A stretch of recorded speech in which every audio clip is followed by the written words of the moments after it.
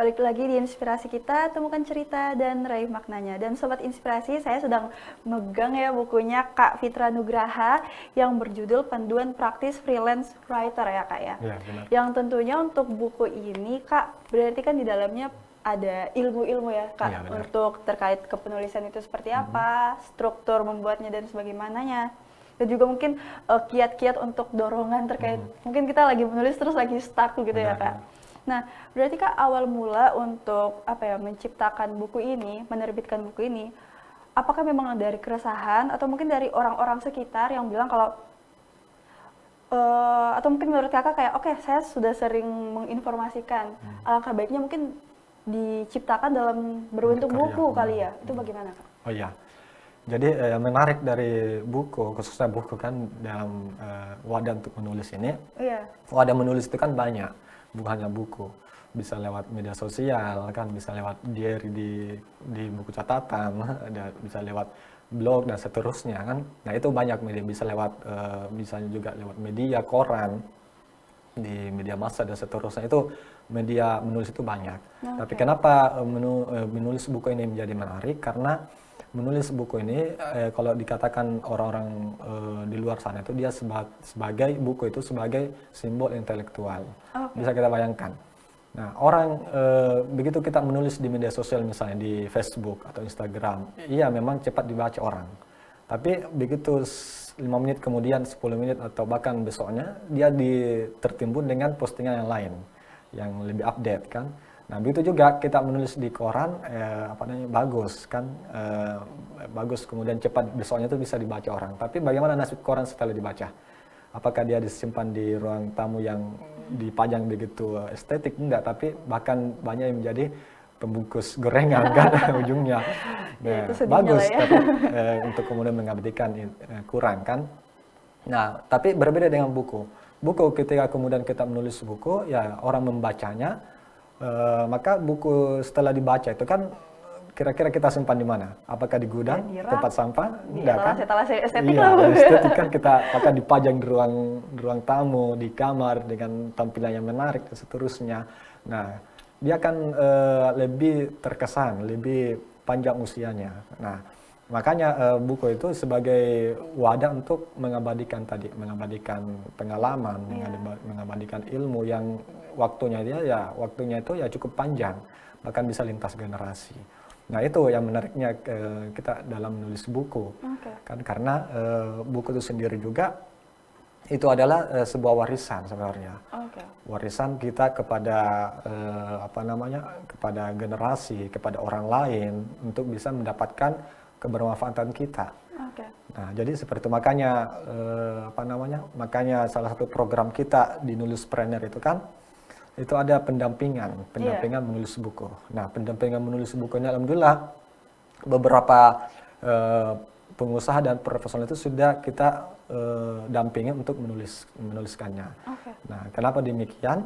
Ya, karena kita kita kemudian edukasi bahwa khususnya pengusaha kan, pengusaha karena bidangnya Nulispreneur. Jadi kita edukasi para pengusaha ini bahwa membangun usaha ini saya sendiri saja baru kurang lebih setahun mencoba untuk membangun usaha itu effortnya luar biasa. Penuh suka duka, kan penuh kemudian perjuangan, banyak yang harus dikorbankan dan seterusnya, itu luar biasa effortnya. Nah, apalagi orang yang sudah bertahun-tahun dalam membangun bisnisnya, otomatis banyak sekali lagi dalam hidupnya itu pengorbanan yang dia keluarkan untuk membangun kerjaan bisnisnya. Nah, begitu kemudian dia sudah ada hari ini dan bisa berhasil hari ini, itu pengalaman itu berharga sekali. Nah, sangat sayang sekali kalau kemudian dia hilang begitu saja. Yang namanya manusia kan tidak ada yang abadi kan, akan menghadapi maut. Nah, karena jangan sampai pengalaman yang berharga tadi itu yang penuh luar biasa itu kan, itu dan ilmunya itu juga ikut terkubur begitu dia kemudian sudah dijemput maut kan. Nah, makanya untuk bisa kemudian mengabadikan pengalaman berharganya dan ilmunya itu kepada diwariskan kepada generasinya dan juga khususnya kepada keluarga anak cucunya itu bisa mengenal dia itu ya dengan lewat buku. Ya, alhamdulillah banyak yang tertarik untuk itu dan ya senanglah untuk mengabadikan buku khususnya pengalamannya saja. Jadi seperti itu dia spesialnya buku. Betul Kak.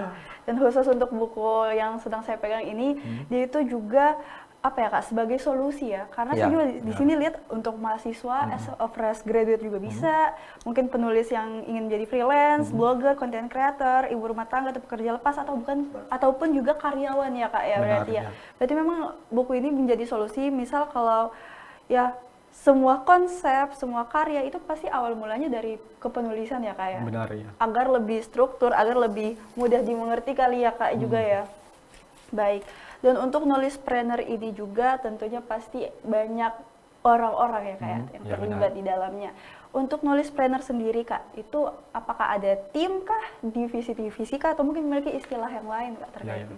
Ya, jadi kita di Nulispreneur itu memang banyak yang terlibat. Oke. Nah, karena kita berbagai macam program di Nulispreneur, ada program yang offline, ada Iya. yang online, dan yang lainnya itu melibatkan beberapa orang. Mulai daripada ada teman kita di bidang di bidang desain grafis. Nah, Oke.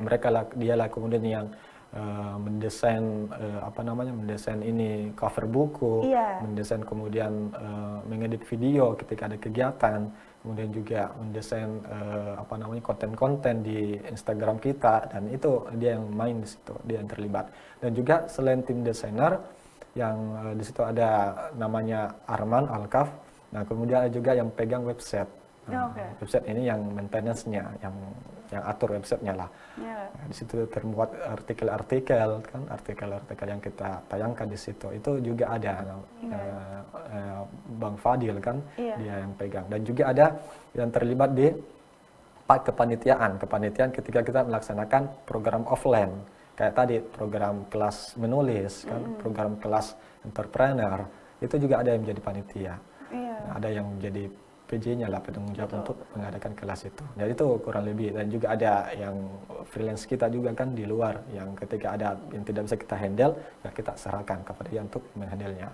Jadi kita butuh kolaborasi lah dengan banyak banyak orang lah yang punya kemampuan yang berbeda-beda. Jadi itu kurang lebihnya. Dan di nulispreneur juga ini juga ada karya fisik dan juga non fisik ya berarti Iya, ya Kak. Berarti kalau alhamdulillah. untuk non fisik berarti itu dia masuknya di web-web Ya, tadi yang di benar. media itu ya Kak berarti. Baik. Nah, kalau untuk nulispreneur tadi juga sebelumnya kita sudah bahas terkait program-programnya. Ada yang dia memang khusus terkait entrepreneur lah Iya, ya Kak. benar. Oke. Dan kalau untuk kita bahas terkait edukasi, ada kelas di dalamnya Kak. Nah, untuk nulispreneur itu sendiri sebenarnya apa yang ingin diharapkan ketika audiens atau mungkin halayak ingin mengikuti kelas ini Kak? Outputnya sepertinya. Gitu. Ya, alhamdulillah kita kelas offline itu kan ada kelas kepenulisan dan entrepreneur tadi. Iya. Kalau kepenulisan outputnya itu kita mengedukasi, memberikan pengalaman dan keilmuan dalam bidang kepenulisan. Oke. Khususnya kepenulisan buku. Nanti ke depan kita buat juga program kepenulisan yang lain.